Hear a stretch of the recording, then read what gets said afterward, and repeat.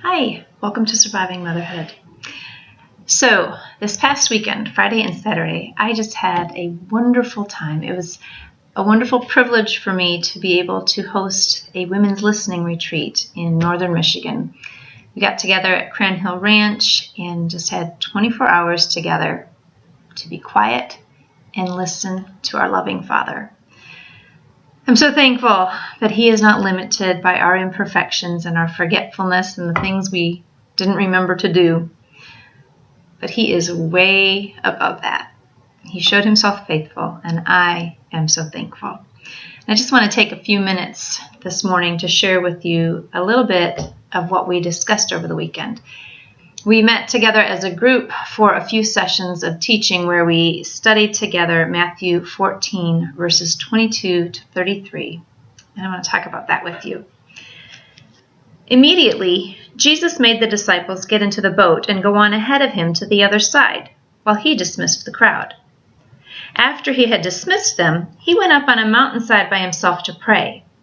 When evening came, He was there alone. Now, just to note, when evening came indicates probably in the neighborhood of 6 o'clock in the evening. So He was up there alone, but the boat was already a considerable distance from the land, buffeted by the waves because the wind was against it. Now, just to give you a little stronger picture of what that means, that word against in the Greek can mean torment and torture. So they weren't just on wavy seas. I mean, it was big stuff that they were fighting. During the fourth watch of the night, which, by the way, is somewhere between 3 and 6 in the morning. So these guys have been out on the water between 9 and 12 hours, and they've been facing these tormenting waves for that time. So finally, between 3 and 6 in the morning, Jesus went out to them walking on the lake. When the disciples saw Him walking on the lake, they were terrified. Go figure. "It's a ghost," they said, and cried out in fear. But Jesus immediately said to them, "Take courage, it is I. Don't be afraid." "Lord, if it's you," Peter replied, "tell me to come to you on the water." "Come," He said. Then Peter got down out of the boat, walked on the water, and came toward Jesus. But when he saw the wind, he was afraid, and beginning to sink, cried out, "Lord, save me." Immediately, Jesus reached out His hand and caught him. "You of little faith," He said, "why did you doubt?" And when they climbed into the boat, the wind died down. Then those who were in the boat worshipped Him, saying, "Truly, you are the Son of God." There's a lot to talk about in that passage, but the thing I just want to focus on with you today is one simple conclusion we reached. And that is, sometimes Jesus responds to us immediately. And sometimes He waits until the fourth watch in the night.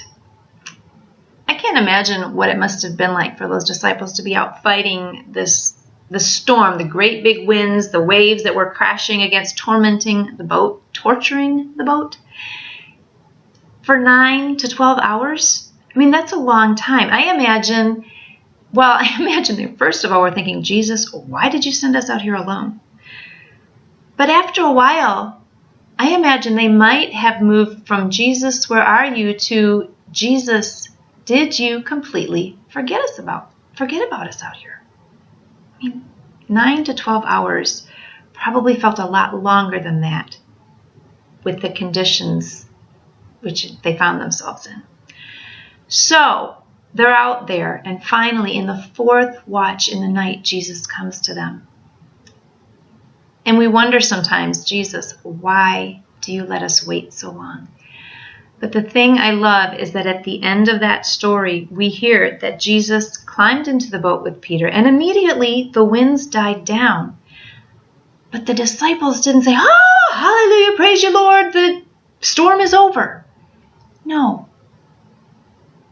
They almost maybe didn't even seem to notice that the storm ended. I mean, they did, but the thing they noticed was Jesus, and they were convinced beyond a shadow of a doubt. Truly, you are the Son of God. They had been tormented by that storm for so long, When Jesus got in the boat and the storm ceased, they knew without question who he was. They knew he was the Son of God.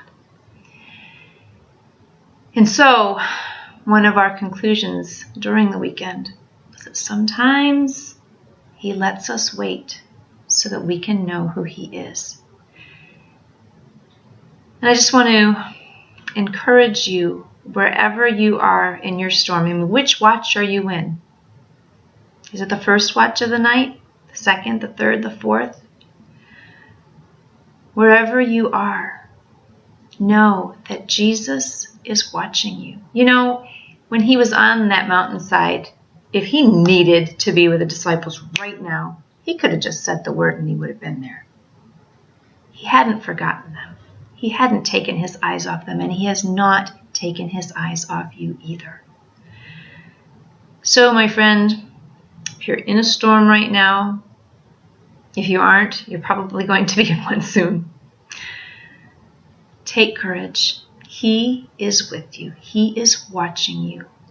And when the time is right, no matter which watch you're in, he will come to you, and you will know that he is the Son of God. Now have a wonderful, Jesus-full day.